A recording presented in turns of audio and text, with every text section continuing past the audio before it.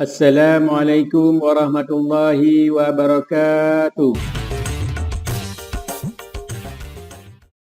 Jumpa lagi sahabat Putra Mitra Media. Pada kesempatan kali ini kita akan membongkar habis profesionalisme pegawai negeri sipil.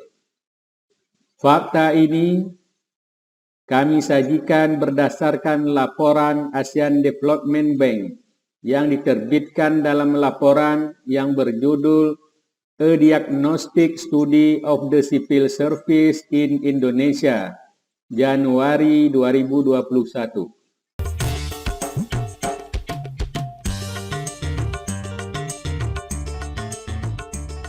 Pada tahun 2018, Indonesia memiliki jumlah pegawai negeri sipil atau PNS sebanyak 4,2 juta orang.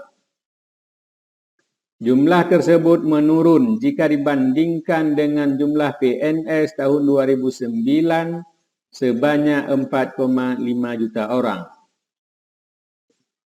Penurunan jumlah PNS tersebut disebabkan oleh pertama, jumlah pensiun yang meningkat. Kedua, ketatnya kuota penerimaan PNS baru. Ketiga, adanya moratorium perekrutan PNS selama 5 tahun yang diumumkan oleh Presiden Jokowi pada tahun 2014. Sejak reformasi, Indonesia memiliki hierarki pemerintahan, yaitu pemerintah pusat, pemerintah provinsi, dan pemerintah kabupaten kota. Di sini kita dapat melihat distribusi PNS antara pemerintah pusat dan daerah, yaitu pemerintah provinsi dan kabupaten, tahun 2018. Jumlah pegawai negeri sipil pada pemerintah pusat sebanyak 939.000 orang, atau setara dengan 22%. Sementara jumlah PNS pada pemerintah provinsi dan kabupaten kota sebanyak lebih dari 3.200.000 orang atau 77%. Total jumlah PNS berdasarkan provinsi tahun 2018. Di sini kita dapat melihat PNS yang paling banyak itu adalah tersebar di Provinsi Jawa Timur dengan jumlah PNS-nya sebanyak 356.000 orang. Kemudian urutan kedua jumlah PNS ada di Provinsi Jawa Tengah dengan jumlah PNS-nya sejumlah 325.000 orang. Nah, untuk Provinsi Aceh, jumlah PNS-nya sebanyak 131.000 orang. Kapasitas dan skill PNS Indonesia. Dilihat dari tingkat pendidikan, jumlah PNS itu yang terbanyak berasal dari tingkat sarjana atau S1 dengan jumlahnya 2.175.000 orang atau 51% lebih. Kemudian yang terbanyak nomor 2 jumlah PNS adalah dengan tamatan SMA dengan total 862.000 orang atau sebesar 20,59%. Nah, tamatan S3 ini jumlah PNS kita sangat kecil, yaitu sebanyak 21.000 orang atau 0,5%. Jadi teman-teman PNS masih sangat terbuka peluangnya untuk melanjutkan studi, baik S2 atau S3. Sementara kalau Anda bertahan pada level pendidikan sarjana atau S1, ini sudah sangat banyak lulusannya. Sudah sangat banyak orang S1 di pegawai negeri sipil. Jadi silakan Anda lanjut pendidikan untuk menambah karir Anda. Indeks profesionalitas PNS. Pengertian indeks. Indeks adalah suatu ukuran statistik yang menunjukkan perubahan suatu variabel atau sekumpulan variabel yang berhubungan satu sama lain, baik pada waktu atau tempat yang sama atau berlainan. Pengertian profesionalitas. Profesional adalah kualitas sikap anggota suatu profesi serta derajat pengetahuan dan keahlian yang dimiliki untuk melakukan tugas pekerjaan sesuai standar dan persyaratan yang ditentukan. Indeks Profesionalitas PNS. Badan Kepegawaian Negara atau BKN mengukur indeks profesionalitas PNS berdasarkan 4 dimensi, yaitu yang pertama kualifikasi pendidikan, yang kedua kompetensi, yang ketiga kinerja, yang keempat disiplin. Indeks profesionalitas PNS dibagi dalam 5 kategori.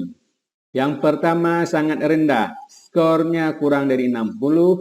Yang kedua rendah, skornya 61 hingga 70.